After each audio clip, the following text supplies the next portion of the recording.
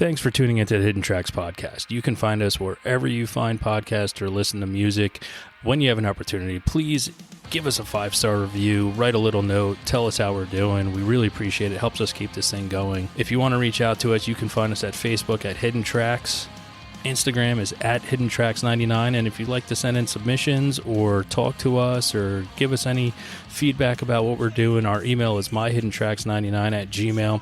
Thank you so much again for tuning in, and I hope you enjoy the show.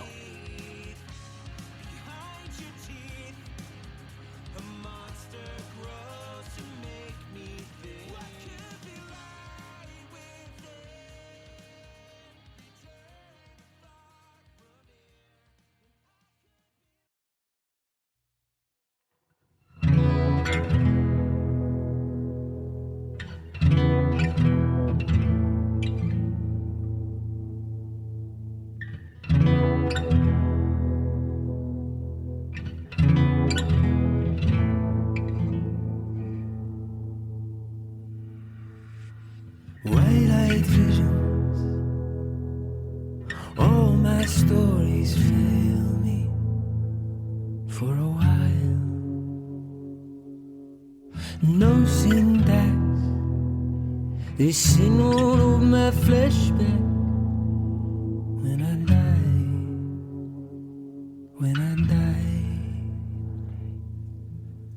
call me in my empty. Hope is waiting on those end of days. Ooh. If it calms me down, I might be found in water underneath. But I beg this phone, don't keep me long. No, I need that sweet release. But what monsters hide within the dark that don't live behind my doors? And if love is just a final place, can I get there anymore? Can I get there anymore? Take my weakness and be light. Taste burdens, for in visions I delight. They will keep me up at night. What's up, everybody? Another week, another edition of the show. This week I have Zach from, you may know him better as his moniker, Saint Terrible. We were lucky enough to have you perform here recently, which was, I guess, mind-blowing for us, for the people that were here. They got to see it. So thank you so much, first off, for gracing our stage at Hidden Tracks and for being a part of the show today. Yeah, I'm really honored to be here. It was a wonderful experience being on the stage at Hidden Tracks. And what a delightful surprise. I knew nothing about it. So this is amazing. Well, you're not from New Jersey. So, I mean, it would be hard for you to understand or know about us. And that's completely understandable. I mean, you are from, I guess what we would say northwest, right? In Idaho. And, you know, music has this amazing ability to bring people together across many different areas, across many different races, religions, things of that nature. And coming from Idaho and then coming to New Jersey, you know, what's the biggest difference you see in maybe performing at home back in Idaho as opposed to here in New Jersey? Yeah, that's an interesting question. I think maybe the biggest thing, Idaho is a very small, rural place for the most part. We do have our main city, which has quite a cool art scene, but a lot of Idaho is small and rural, and therefore I think doesn't have as expansive of a scene right now, maybe, as New Jersey has. I feel like there's a really incredible DIY scene in the Northeast that is maybe trying to come back in the Northwest, particularly in Idaho, but hasn't quite made it there yet. And so I feel like the crowds and the audiences, and also the way that the bands communicate, it's very friendly, and it's very open. And there's just been this quality of all the places I've played, and here in particular, that felt, it reminds me of the earlier days when I started out, and there was kind of this DIY scene that was spread out across the United States that I was, part of. And that kind of went away during COVID. And I feel like coming back here is the first time I'm like, oh, okay, there's that thriving sort of DIY scene in New Jersey and in parts of the Northeast in general, that seems to be making a comeback in a really cool way. And I love that it's sort of inner genre. Like there's a lot of different bands and a lot of different styles in it, and there's a lot of different age groups in it. So yeah, and everyone seems just excited in a way that is really encouraging and fun to play for. You brought up the C word. Do you think that's possibly the biggest thing that kind of killed the DIY scene for a while? I don't really know. I think also social media was a big pusher of, I just noticed that a lot of the DIY world, or at least the things that were creating access to the DIY world, shrank a lot when we had this sort of homogenization of platforms. And because you had all these websites that were, set up by people who, but I think were just communities that were contributing to it. And a lot of those websites went dead or quiet after the big explosion of like Instagram becoming more of like a centralized platform for people to share things with each other. And in that environment, I think there's also there's a lot of room for niches, but I think there's a little bit of a flattening of the way in which people access those cultural elements for a while. And I feel like now people are getting sick of social media, and I think that's actually helping push the DIY scene, because people are trying to find other ways to engage. And I think, DIY is messy and weird, and it's often outside of the realm of the cultural norms. And so I think that's probably helping. Yeah, for me, like watching how things transpire, especially across social media, where you have to post all the time if you want someone to notice it. You have to have, you got to be on every platform. And it is, especially for a small business as myself, someone who is doing this stupid podcast now for 5 years, turned it into a store, turned it into a music venue, turned it into a record label. It's almost to the point where I don't know what to do, and I don't know how to keep up, and so my thing is always going back to the beginning, which is DIY. That's how I grew up. I grew up at just going to, someone was like, hey, there's this cool band playing in this record store where that only fits 12 people, back in the 90s, and you'd be like, all right, cool, and then you're going to an Elks Lodge, and it kind of like went away. Like there was no, I guess like some of the bands started to get bigger in my life, like the Jimmy Eat Worlds that I would see perform at Skaters World, at a roller skating rink, kind of blew up. And then there was no more, like the DIY scene kind of went away a little bit. And it was really hard to figure out like, well, what's next? Is everyone just going to be like the next big band? And I'm kind of feeling, especially with the social media, that more people are missing that full, that one-on-one, like you and I sitting across from each other right now, recording, like missing that honest conversation and seeing music in a live space and witnessing it and feeling it, instead of seeing a 30-second TikTok on a song that is going to go viral and people are going to all of a sudden love this band. I think there's some, I'm hoping that the DIY scene is going to continuously thrive, because people are sick of having to turn to their phone or their computer to find something that's going to excite them. Yeah, I feel like there's a shift, and I'm hopeful. It's hard to say what the future is going to be, but I do hear a lot of people talking about wanting to get off the platforms when it comes to music and art and look for different experiences. People are buying MP3 players again and tape players again and flip phones. And so I think there is this movement of wanting to reclaim the real, or at least reclaim the sort of tangible, immediate reality of immediate community. And I think people also sort of got over that idea that when social media first came out, it was like, oh, maybe if you just follow the rules, you could blow up and you could be really big. And I think we're all drowning in the truth of that now, is that it's just exhausting and burning a lot of artists out. And I think a lot of artists are asking themselves, well, if this is what it takes, do I even want to be part of this part of the culture? Or do I want to sort of step back into what it means to be in a maybe less famous form of community, but more meaningful form of community and more immediate form of artistic expression? What's your, staying on that, what's the hardest thing you have to do as an artist now, trying to get your creations out there?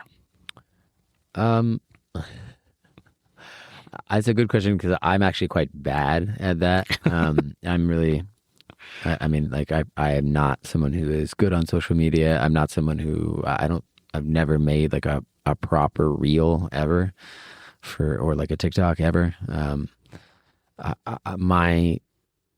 The place I spend a lot of time in, or the media that I spend a lot of time in, is a lot of long form media. I love albums. I love short films and cinema, and so it's hard for me. I don't consume a lot of that media in a way that I enjoy, in terms of like the short form media.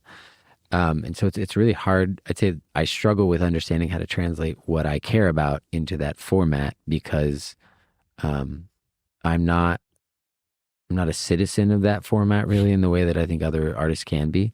And I don't necessarily identify with what it's trying to offer.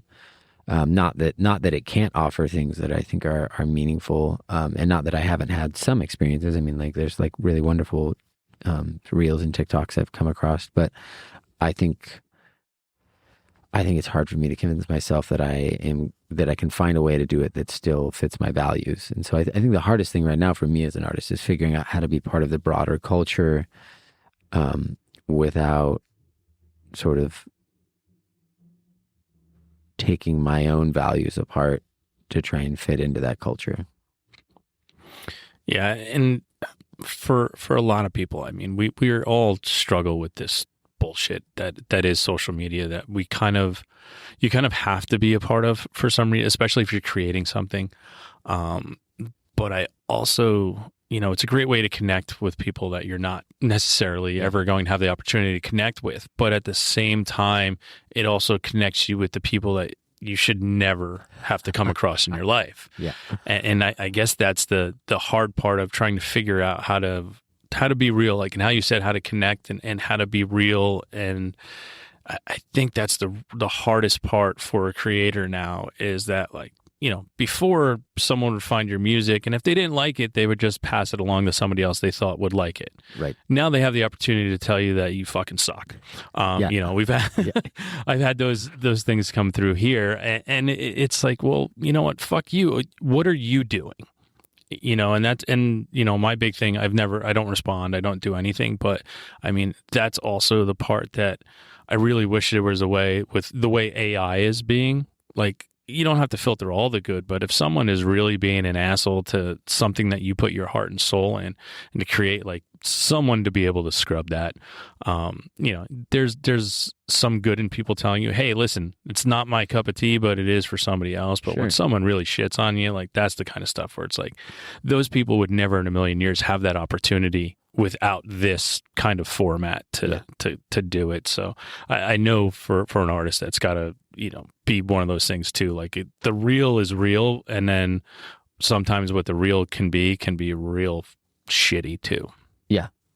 Yeah. I mean, I've been lucky enough, because maybe I'm just a small artist. I don't receive too much of that. I know it's out there. There are people who have I mean, I've found the posts where people are like, I hate this, but I don't go out searching for it, I think. And when it does come to my door, I think I've done a pretty good job of sort of compartmentalizing and being like, yeah, all right, and like some of the reasons they don't like it, I'm like, absolutely, that makes sense that you wouldn't, if that's what you're looking for and I'm not providing it, that's fine.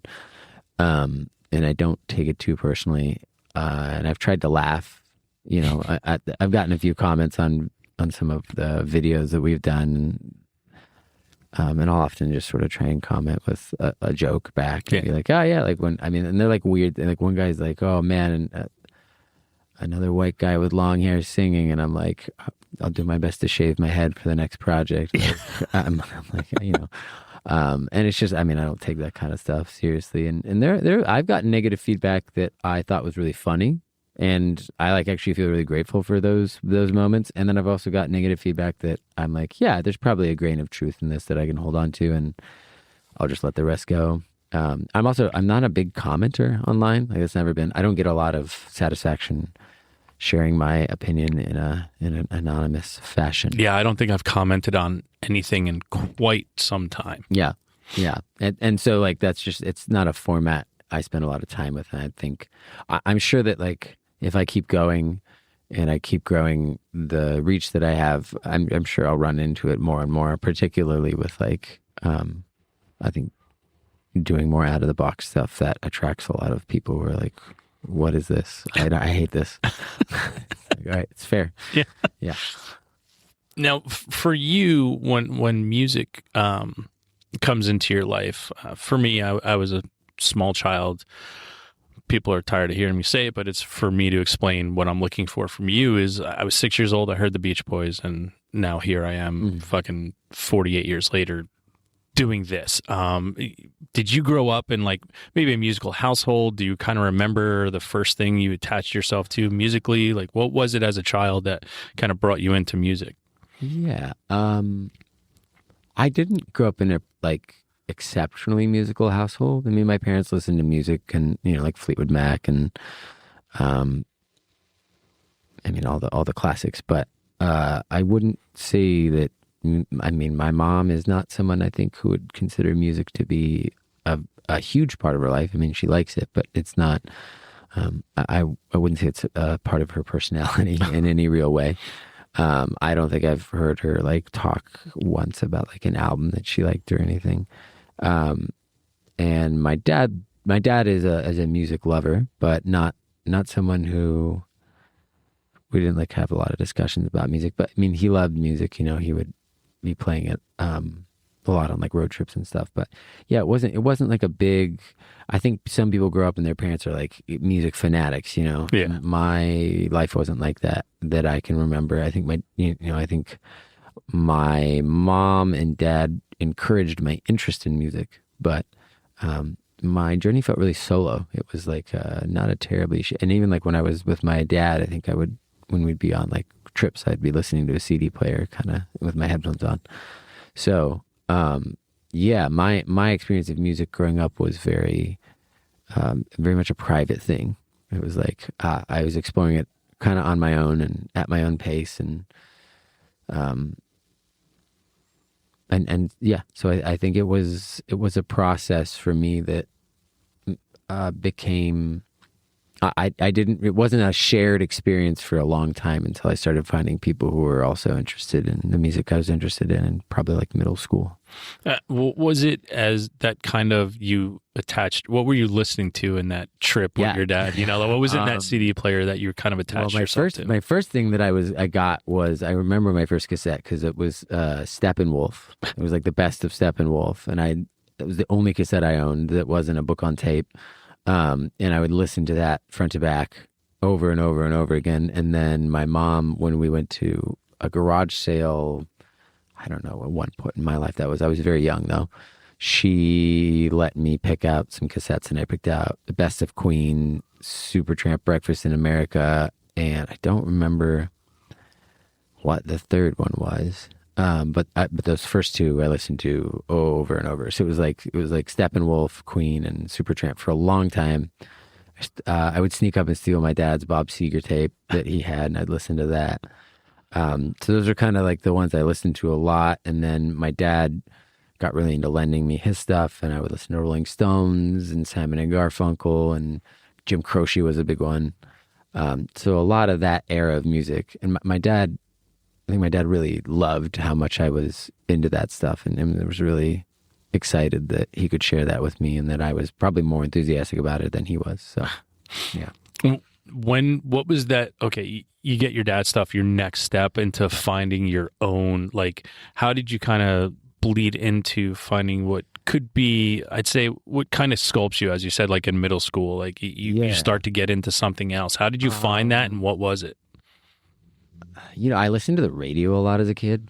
It was like that really brought me into contact with I would listen to like late night local radio stations and started discovering things like pop punk and like top 40 stuff. And I was kind of just hungry for all of it. And so I think that was sort of the beginning of it, was the radio, actually. And then I would ask myself, okay, how do I find this? How do I listen to this? I want to listen to that again. And I would actually record a lot of tapes of the radio stations for a long time. And so I had those tapes. And the DJ would talk over the last 18 seconds of the song that you wanted to record. I actually got really good at editing it. I'd stop it and then I'd have these like really janky tapes. But and then I'd like give them to my friends. And but yeah, I think a lot of my music taste came from other people bringing music into my life. Even before middle school, I think we weren't like listening to music together, but like a lot of the kids, Blink-182, someone gave me a Blink-182 CD that I borrowed for a while. But I think the big transformation for me was rap and hip hop. And when I heard rap and hip hop for the first time, that was when because I wasn't allowed in my household. So I was like, I got to find a way to listen to this all the time, because I really, really liked it. Wasn't allowed in my household either. I had to trade. I had to trade Beastie Boys and LL Cool J for Michael W. Smith and Kenny Loggins. So yeah, trust me. Yeah. I mean, so yeah, that was like the big thing that that was when I became really invested in trying to get a hold of, things like Eminem and 50 Cent. And my dad found one record that my friend let me borrow, and I don't remember who it was. Maybe it was like Snoop Dogg or something, but he looked at the track list and lost his mind. It's like, you can't listen to this. And I kept doing it because I really liked it. And then there was a period where I got really into trying to rap, which was before I was ever like making music. And I mean, arguably got pretty good at it for like a 13-year-old kid in the middle of rural Idaho. Not much competition up there. I mean, there were, but it was all the like Mexican and Puerto Rican and Peruvian kids were the rappers. And then there was like this little 13-year-old kid who, they're like, oh, damn, this little kid can actually rap. So that was your first, was that your first foray into like doing something in front of people? Was it rapping? Or yeah, I mean, I mean, the most I ever did was just like hang out in a circle with, a bunch of older boys and throw. Every once in a while I would do that. But yeah, I mean, I wasn't like performing or anything. I was just sharing it very briefly, and it was sort of like a party trick for a lot of my friends. They're like, oh man, Zach, why don't you do like a rap? It's kind of cringy when I look back at it now, but I mean, I guess it was an important step as a lyricist because it made me very quick. Yeah. Taught me how to think really quickly with words. That's a great way to look at it too. Yeah. Cause that was, I mean, when it comes to hip hop and rap and an actual artist to write lyrics in hip hop and rap, not some of the mumble stuff that's out there that I have no idea what's transpiring. I'm old, so for me, hip hop is straight up. There was a message, like there was a straight story and a message, as opposed to just talking about the sneakers that you just bought at at Foot Locker and stuff like that. Yeah. There was an actual message about what's going on, and thinking about that and going into that as a lyricist, moving forward, like what was your next step to performing something? Like what was your next, because I got to watch you do what you do in a live setting, and there was so much going on, so it's not like you just all of a sudden figured something out one day and became this virtuoso. I would say high school was a big thing. The short version of the story is that I didn't have any plans to try and be a songwriter, a singer, a guitarist. The story of my life musically is everyone telling me I wasn't allowed to play the instruments I wanted to play, so I had to play other instruments. I wanted to be a bassist, I wanted to be a saxophone player, and I wanted to be a drummer. And people were like, no, you can't play those. So I played the trumpet, I played guitar, I sang, which I had never had any plans to sing. I never had any plans to be a writer. I wanted to be someone in the background. And people were like, nope, this is not where your skills are. You need to be up front. And so I was sort of dragged into being a performer. And the first year of that was torture. It was really hard. I had terrible stage fright. But my best friend, who still works on music with me, Sean Dahlman, he was someone who saw the potential in me and basically said to me, okay, he asked me do I want to be in a band with him? I said, yeah. And then he was like, great, I will be at your house December 26th at 6 p.m. We will play music. I was like, okay, all right. This guy's got a plan. And yeah, he said, okay, you're going to be the singer and you're going to write the lyrics and you're going to play the guitar. How did it, how did he come into your life? What was it that? Yeah, we kind of knew each other from 8th grade, not well, but we had a mutual friend, but, I was at a guitar store one day and he was at a guitar store one day and he realized I played guitar.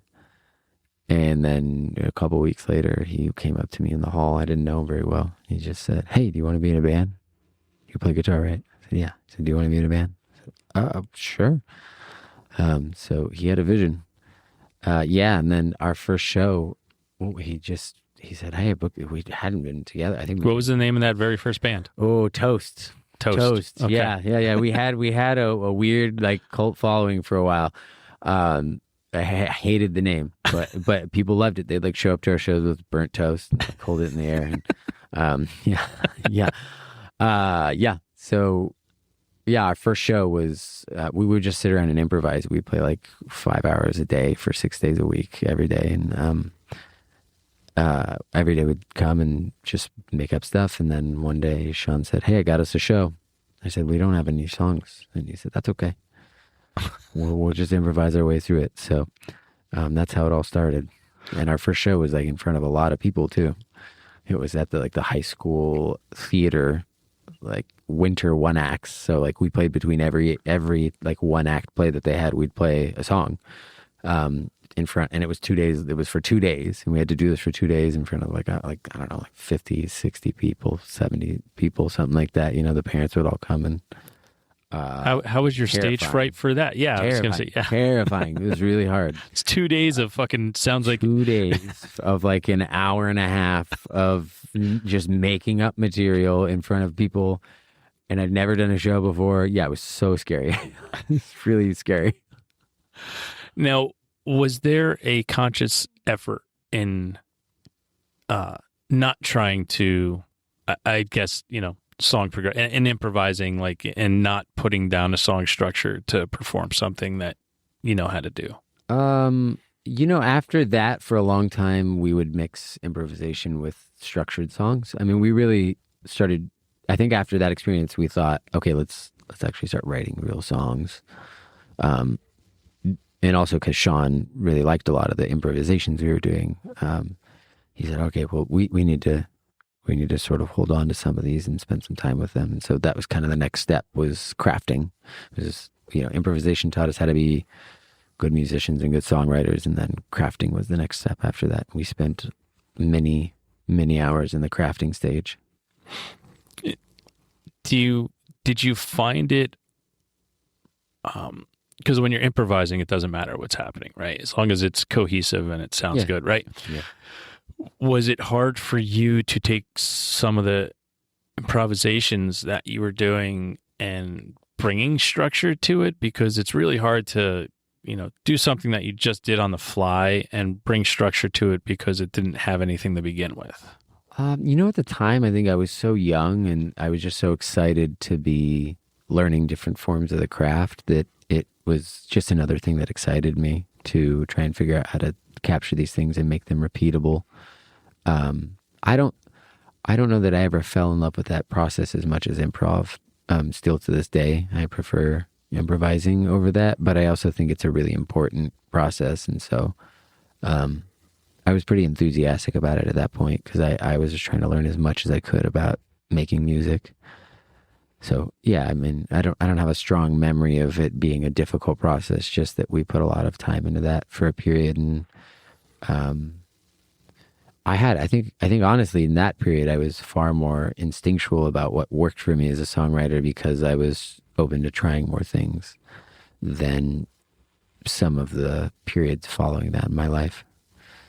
I mean, a lot of the times I would just write fragments of songs and improvise them, and then I'd have like a box, basically, like not a literal box, but I'd have this collection of like tiny ideas, and I would look for ways to string them together in ways that worked. I mean, it was in a lot of ways a meaning-making process. I have all these fragments, things that seem like they're expressions of something in my life, and then I was trying to figure out how they came together. And so that was part of the process, was sort of just collaging them together and seeing if they worked. Now, from that moment, what was the biggest like what was the next general progression for you? You're creating songs with someone, and you're doing all, you just played 2 days in a row of complete stage fright. Well, what was the natural progression, and where did your kind of building as an artist continue to go to from that point? I got quite conceptual in the last few years of my high school band. I was really into building really complex musical experiences that had a conceptual element to them. And so I think that was when I started taking the reins a little bit more in the project. Because for a long time I would just write the songs, and Sean was the person who kind of had the vision and was driving the project. And then I started getting a lot of ideas that were both musical and non-musical. And so I wanted to craft not just music, but worlds and experiences that were attached to that, which included like dressing a certain way and trying to find ways to string these concepts together that made it feel like there was a unified world and a unified experience. And that was when I really started stepping into, I think, being more of an artist and bringing, because I was a visual artist for like the first 17 years of my life. And so that started to creep into my practice as a musician as well, was this idea that I wanted to be a world builder. And, I mean, I was a big Coheed fan. I was a big Gorillaz fan. I listened to a lot of Radiohead. So there was this element of, I appreciated all these deeply conceptual artistic approaches to music that went beyond just songwriting. And I would say that was the big step for me with that part of my teenage years. That was the first time I stepped into that. And that was, I think, when I really started to find an identity as an artist. And is that kind of when like Saint Terrible kind of took a stronghold over what you were doing? So Saint Terrible didn't come along until I left Idaho for the first time. I was in I think I felt really, I felt a lot of loyalty to that high school band. And I also was sort of starting to go in my own direction and wanting to explore other ways of creating music. So there was a kind of a period of experimental stuff I was doing and trying to figure out. I mean, I hadn't quite found my voice yet. I hadn't, I was probably like 19 still. And then I moved to Phoenix, and that was when I discovered Saint Terrible, which was through a process of grieving. My friend had died, and I would go out. I was in Phoenix I was going to the conservatory school, or the Conservatory for Recording Arts and Sciences. And when I had time off from that, I would just go, just improvise on the street for hours, with a guitar and some bells around my feet. And that was when I just let myself do whatever I needed to do. And I found a very authentic emotionality and a very authentic voice and a very authentic form of expressing myself that felt very direct and immediate, and purposeful. And it became, I think that was also like when I started stepping into the aspect of using art in a ritualistic sense, because I was grieving. I was writing a lot of music about losing someone, and I was letting it just kind of come out how it needed to come out. And that was where Saint Terrible was born, was on the dirty, hot streets of Phoenix when I was 20. Now, I mean, that is a lot of that kind of stuff when you're grieving and you're writing. I mean, it's catharsis of getting over the pain and kind of sharing your pain. If you're, writing things down and then you're performing them, you're kind of now sharing your pain with someone, and it opens up your heart and soul to people to figure out who you are. And as it pertains to Saint Terrible stuff and the music that you currently have released out into the world, if you could only play somebody one song of yours that's recorded and out in the world that you would say, hey, this is who I am, what song of Saint Terrible would you play for them? Oh, this is tough because I think about this a lot, and I actually don't know that I have a song that I feel like represents that. But that being said, I actually think I would probably have them watch the Endless Fiction video. It's like a short film and a music film. That is, I think, a pretty good encapsulation of the... Okay, this person is blind, so they can only listen. Okay, they can only listen. They can only listen. Gosh, that's a good one. Songs that are out. I don't have as much material out as I'd like to have out. I think I would probably still have them go to the Endless Fiction piece. I mean, a lot of people, I think, connect with Gone. At the end of days, I may never be anything wrong. Anything wrong. Here at the end of days, I may never be anything wrong. Anything wrong. I may never be home. I may never be.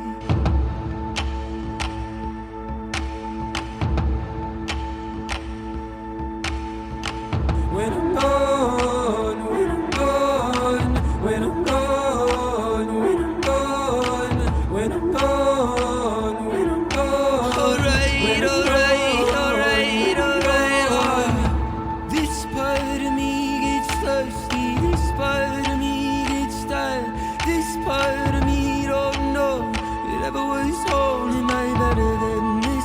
Am I better than this? Could I ever be anything more? All my troubles don't leave me, all my pleasures deceive me. If I call to be more, if I call to be more, I might never be whole, I might never be whole, I might never be, never be, never be. Oh, but I burnt this flesh and broke this heart and sold my love to overnight religions. Oh, in hopes I'd be forgiven. Oh, in hopes I'd be forgiven. In hopes I'd be forgiven. In hopes I'd be forgiven. In hopes I'd be. When I'm gone, when I'm gone, when I'm gone, when I'm gone, when I'm gone,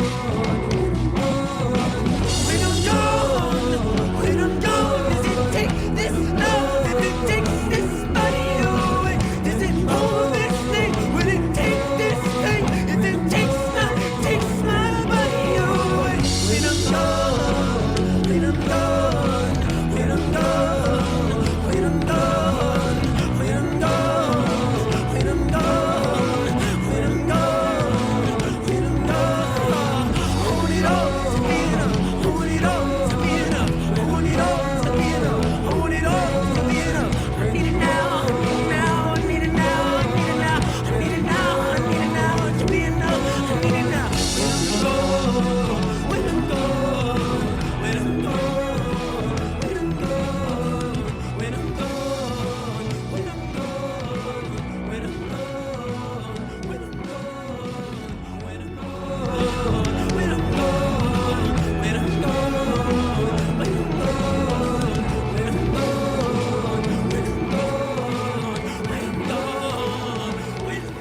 And I think Gone is a song that encapsulates a lot of the ethos of what I've done with Saint Terrible up to that point. So Gone is, I have the ones that I think I like, but I think as far as ones that I think people would connect with more immediately and has a thematic concept, I think Gone is a pretty good one. And would you say, I mean, since you pushed to endless fiction, would you say that's your favorite thing you've done so far? Or is there something else that you would say is your favorite work of art you've done so far? Yeah, I think it's the best. I think it's the most ambitious thing I've done, and the closest I felt like I've come to pulling that off. It's a little bit hard because I think the purpose of each project is very separate from the last one, and so each project has its own sort of thing it's aimed at. And I often ask people, I'm like, well, what kind of music do you like?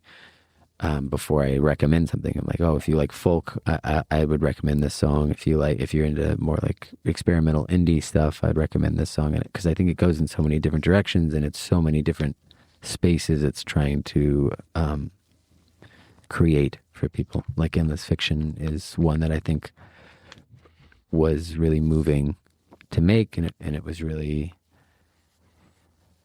it had an element of magic and surrealism in the process of creating it that I think was really special and shows. I think it translates really well. But yeah, I'm proud of it, and as a whole piece, I think it's concise in a way that I don't know that I've achieved in other ways yet. No. Going off of that and hit on some things with your stage fright, your performances, and things of that nature. Is there a performance like in your life that you've had so far that occupies like this little part of your brain that pops up all the time? Like for better or worse. I usually like to hear the bad stuff. People like to hear the bad stuff so they can.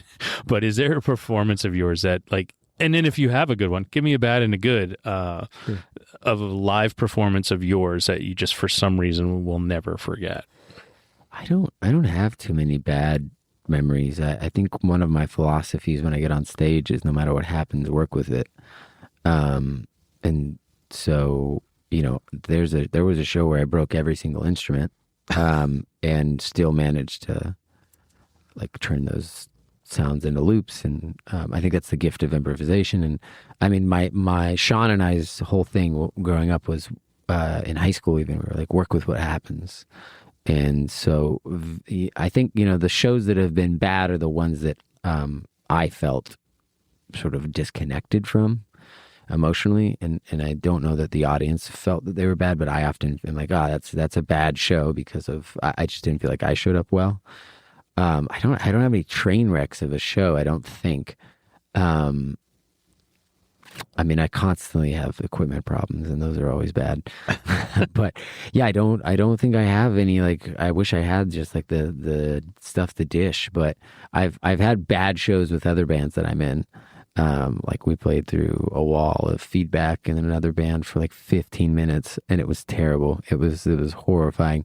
And we just kept telling the sound person, we were like, hey, it's like feeding back. And then my friend ended up unplugging the mic that was right in front of him, and it went away. So we were like, oh man, that was like 15, and it cut our set was really short. But that's probably the worst. I've not had any nightmare scenarios yet. No like crazy fans coming on stage or anything. Yeah, but I think my favorite memory, I mean, I've done a lot of variations of Saint Terrible, and there was the Gospel of Nothingness period was really cool for me. We designed this really immersive experience where there was like 13-person band, and we had dancers and performers and a narrator, and we built these stages that went out into the audience, and so we'd have the people performing in the audience, and there'd be drummers on the sides of the audience, and it was this whole really elaborate show with costumes, and We did that for about a year and a half, and that's something I look back on with a lot of fondness for multiple reasons. But I think I would love to be able to do something like that again. It was really special, and brought together a lot of the things that I value as an artist into one single performance approach. Nice. Now, do you remember the first concert you ever went to, and then the first concert you ever, because sometimes, and it's why it's a two-parter, like sometimes you don't get to choose the first one you get to go to. Like I didn't get to choose. I had to go with my parents and my sister. But like, do you remember the first concert you went to, and maybe the first one you got to choose to go to? I don't remember the first concert I went to. I mean, my parents took me to Jazz on the Green a lot, and I have pretty strong memories of that from an early age, which was just like a free jazz night that happened in the park. I don't remember what my first concert would have been that was like a concert.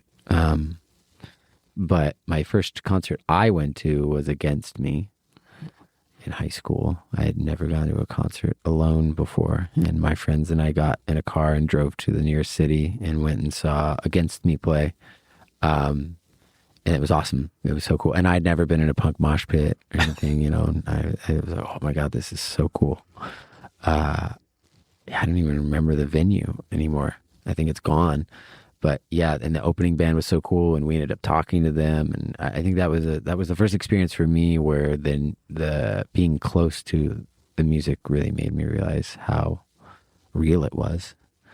And that wasn't until high school that I got to have that experience. Wow. Do you have a concert that you've attended that is like one of your favorite to date that you've seen? Yeah. Yeah. AU is a band that I am obsessed with. They're not together anymore. Luke Wylands and Holland Williams was in it. Sorry, Holland Andrews. Holland Williams is my landlord. AU, I saw them when I was 24 maybe at Tree Fort. It was my first Tree Fort. And it completely changed how I thought about doing music. And those two musicians in particular, and Dana, the drummer, all three of them have really altered my life as an artist in terms of how I think about music and what's possible, and how you can perform it and how you can create it. And it's, that performance, I thought I was going to have a heart attack. That's how excited I was. I emotionally was losing my mind over that experience.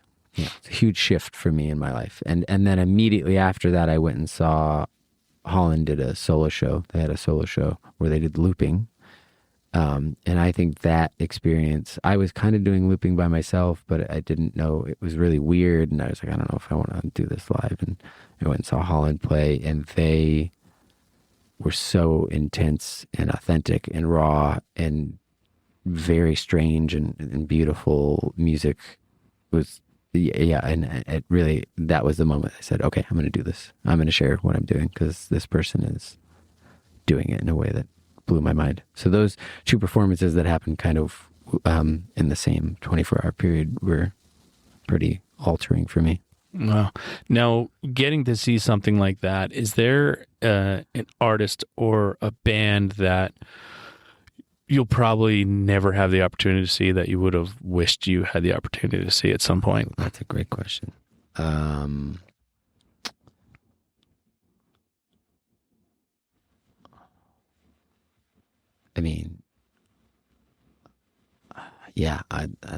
There's a lot of jazz I would have loved to have seen back in the day. I think particularly Coltrane would have been a really incredible thing to go see.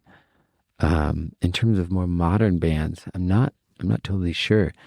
I'm drawing a blank. I mean, Akron and Family would have been really cool to go see when they were doing their Love is Simple period. And they're not a band anymore, but I would have loved to have been able to go see that experience. I think would have been quite cool. They have such a weird experimental approach, and that I think that I've watched their live performances, and it feels a little bit like going to like a Hare Krishna or something like that. So I think they would have been cool, but I don't know if there's any bands that I consciously pine over. I think a few of the ones that I wanted to see, like I saw I got to see Radiohead. I got to see Gorillaz. I got to see a lot of the bands that when I was in high school. I honestly, like Moom was a band that I really wanted to see and never thought I'd see, and then they came to Boise last year, and so that was one of those moments where my whole adult life I was like, yeah, I'm never going to get to see this band play live. That would have been one of my great dreams, and then they got together. I don't know why they got back together, but they're back together, and they came and performed, and that was really satisfying for me. Anybody that's currently around that you're excited to have the opportunity to go see when they come around by you? That's it. Yeah. I mean, I'd love to see Dijon play. I so badly want to go see Dijon play. I'm obsessed with his music right now. Dijon. I'm excited to go see Geese. They're playing at Shreveport this year, and I just got into Geese, and I think they sound like a blast. I'm very excited to go see them. Yeah, I mean, I think in terms of more like bands, those are the ones. I mean, I'd love to see Animal Collective would always be something I'd like to see live. I think they're such a weird approach. I'd like to see how they perform. Now, in your life, how about a band that never lets you down? Like something that you constantly turn to. I always say someone usually asks you what your favorite band is. I usually say the band that never lets you down that you constantly like to turn to and listen to. I mean, Radiohead has never let me down. They've been with me, Radiohead and Thom Yorke. I've never gotten tired of them, and I find myself constantly turning to them. They've been a huge thing for me. Colin Stetson, I've never gotten tired of Colin Stetson. I mean, he feels like a deeply spiritual form of music. I mean, Luke Weiland and Holland Andrews, again, I have had the pleasure of getting to know Luke, and every time I see him perform, it's a sort of life affirming. And Holland, I don't get to see them perform as much as I'd like, but they are someone that no matter what they're doing, I find them to be incredibly inspiring and incredibly affirming of stepping outside of the box and being authentic and treating music like more than just a craft. Yeah, I think, the artists that you're saying and you bring up, like, it lends credence to kind of, what it is you do. And I've always turned to Radiohead when I describe certain bands that have had the opportunity to constantly evolve and completely change their sound as they move along and never really lose fans. Yeah. Just gain more. And I've always found it interesting how, there's not a lot of people that can do that. There's not a lot of artists that have that opportunity to, start with Pablo Honey and the Bends, then do an OK Computer, and then a Kid A and Amnesia. Like it's really hard to be able to maintain a fan base when you're constantly evolving and changing because, people hold on to, well, for me, like my album's Pablo Honey because that's the first thing I heard. I was in high school when that came out, and, one of my favorite song by Radiohead is Anyone Can Play Guitar, and like hearing things like that and then going to fucking Hail the Thief and you're like, what the fuck is going on? Yeah. Like it's really hard to have bands do that and succeed at it. Yeah. So would you say with things that you like and maybe your constant evolution, would you have any trepidation into not being true to yourself because something else hits and say becomes popular? Would you find yourself that you may have to create something exactly like that again? It's the pitfalls of artistry. Yeah. I think there's probably aspects of I do think about that of like, am I allowed to change? But I also think the thing about Radiohead at this point is that it's part of what makes them appealing is that they are changing and they're evolving, and it's like I feel more invested in their world than a single approach they've done. And I think I hope that the people who are into what I do understand that too, is that I have no interest in staying in one corner. It feels like there's so much of the map to explore, and there's so many things to offer that I mean, I struggle with that a lot. Particularly in today's day and age, there's such a pressure of you got to find your niche and stay in your niche. And all of the artists I really like are not people who have a niche really. They're, it's like Gorillaz is all over the map. And so growing up, I loved them. I loved Radiohead. I loved Modest Mouse. And I think all of those artists were really, they allowed themselves to go a lot of different places. And I find that far more interesting than just staying in one place. And I have found it excruciating to try and stay in one place. It's not something I really enjoy trying to do, is hone in on one sound, because it really has nothing to do with what I enjoy about music. I like that. I do think sometimes people get the pitfalls of creating something that, let's say, all of a sudden blows up, right? And it goes viral and they get all these listens, and then it's like I kind of constantly have to make the same steak over and over again, just add a little more salt to it. Yeah. And the fact that, you kind of already know who you are as an artist, which I think is great, because there's a lot of people who create music for 40 years and then all of a sudden they wake up one day and go, that's not who I am. Like, this is who I am. And then like something changes drastically and everybody's like, what the fuck is going on? Like, how can I go listen to this? That would be, that's like looking at an artist who's, again, like using Jimmy Eat World, and all of a sudden they throw out a fucking hardcore metal record and you're like, what the fuck just happened? It's like, well, this is who we were all along. Yeah. I mean, I wish there was more room for artists to do that and for it to be appreciated. And I also get it. I mean, there's artists who have done that, and they've lost me.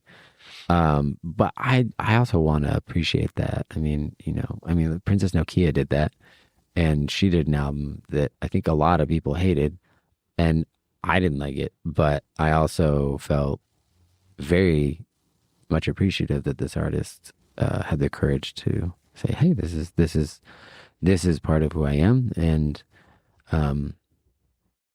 this is the expectation I want to set, is that don't get attached to one way of doing things, because I'm not going to stay there.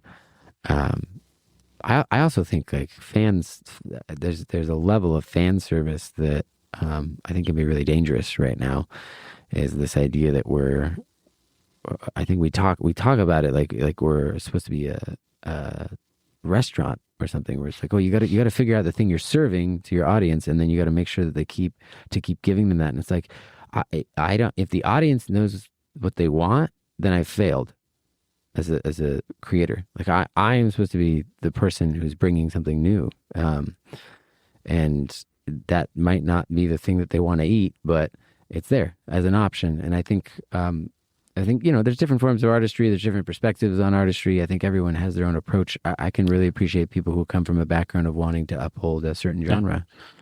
No, I like that mentality of like, I love how you just said, if the audience knows what they want, you failed. I love that. Like, that is, I mean, I guess that would sum you up as an artist, of constantly trying to create and keep people on their toes and doing things and improvising during your shows is, I mean, because I usually, when you're doing something, and it's how I like to look at it, is, listen, you're either going to find something you love or you're going to find something you hate. Either way, you found something, right? Yeah.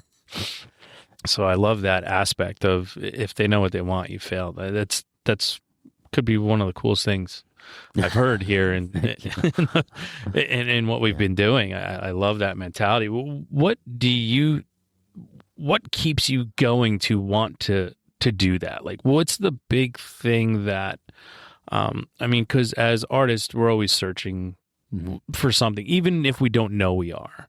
But like, what keeps you going to creating and wanting to do that for the next crowd, the next audience? That's a good question, and I think I don't know if I have a totally clear answer for that, but I mean, connection is such a big part of why I do music, and being able to create a space where people have the room to experience the spectrum of emotions in that moment that are available to them, whether they're emotions that we validate or don't validate as a culture. And for me, I like being on the same journey as the audience. And I think that's part of the improvisation piece is we're going through this together and we're exploring that together. And so much of what I do as an artist is really dependent on the space and the audience. Like when I do this alone, it's not the same thing. And so there's an aspect to doing it live with people that feels like I'm crafting a container that then we're all going through that experience together within. And that feels really important for me. And I hope it feels important for other people, and particularly right now. Like, I think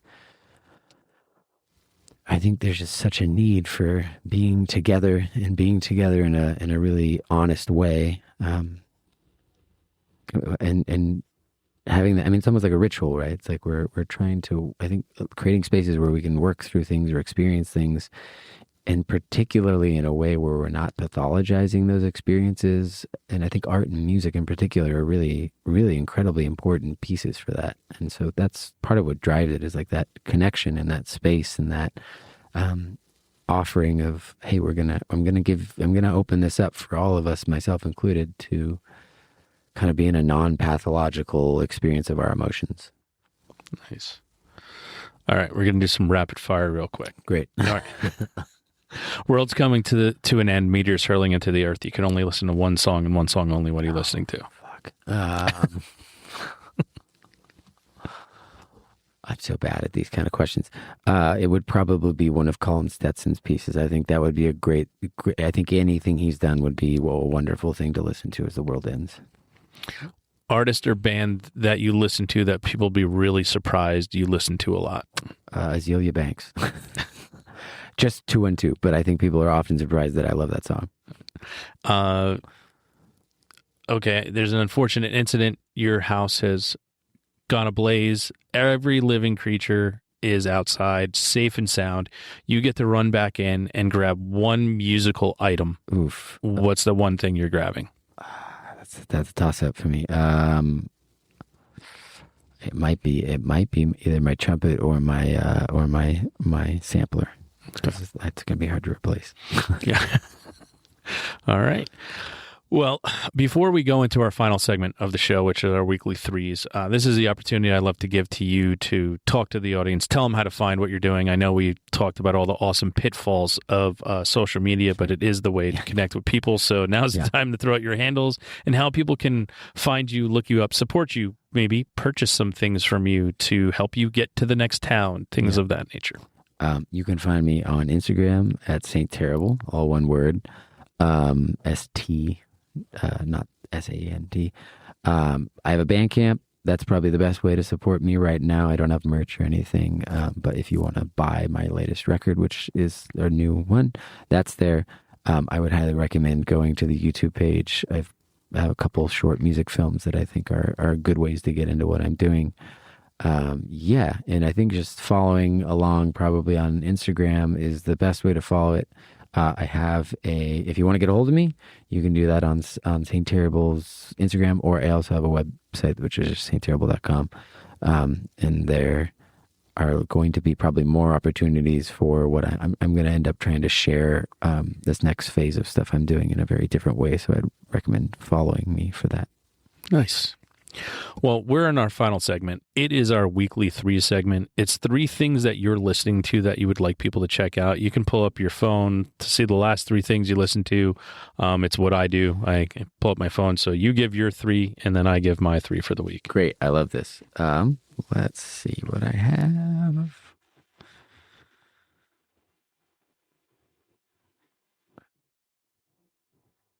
Okay.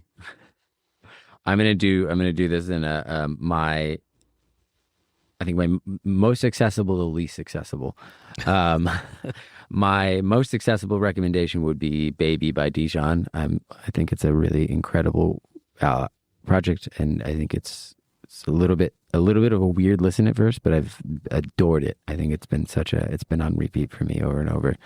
My next thing would probably be Ellen Reed, Big Majestic, which is an instrumental album, and it's breathtaking and very, very incredible.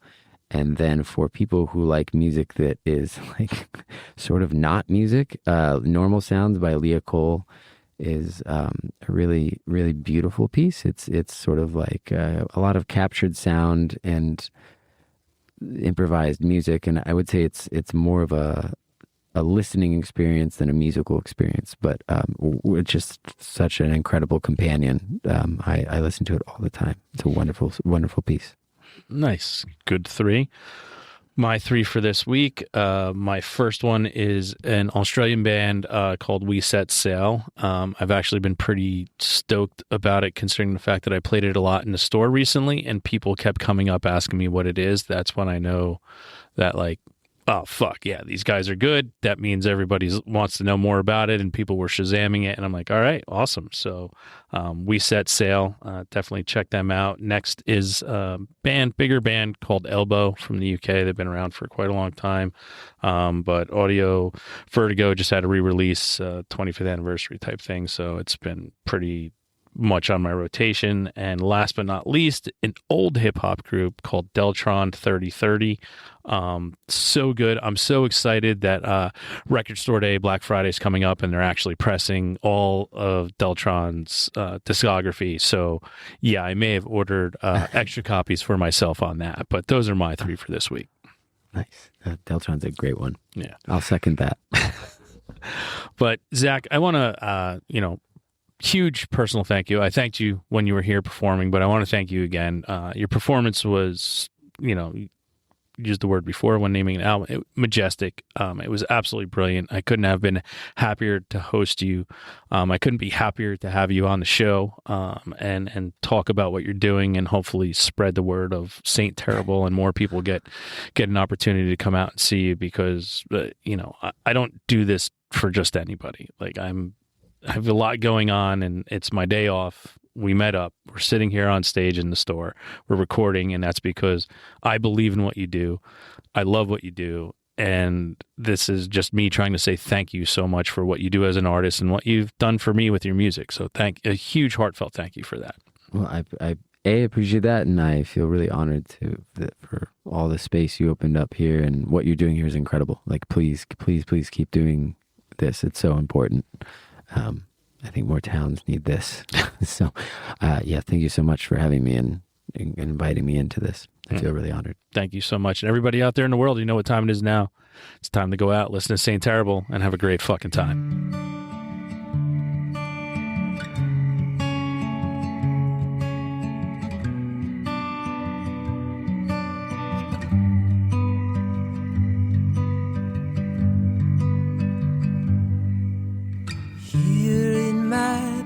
Sheets all stretched like an ocean. I hear it, I feel it. That ancient old notion pulls me from place. It tears me from point and from view. What to do? Here in my longing to find a belonging, I feel what I've lost. I see how it haunts me. I want what I want, what I want, but never what I need, 'cause I just need, oh, that sweetness, tenderness is pouring through my veins.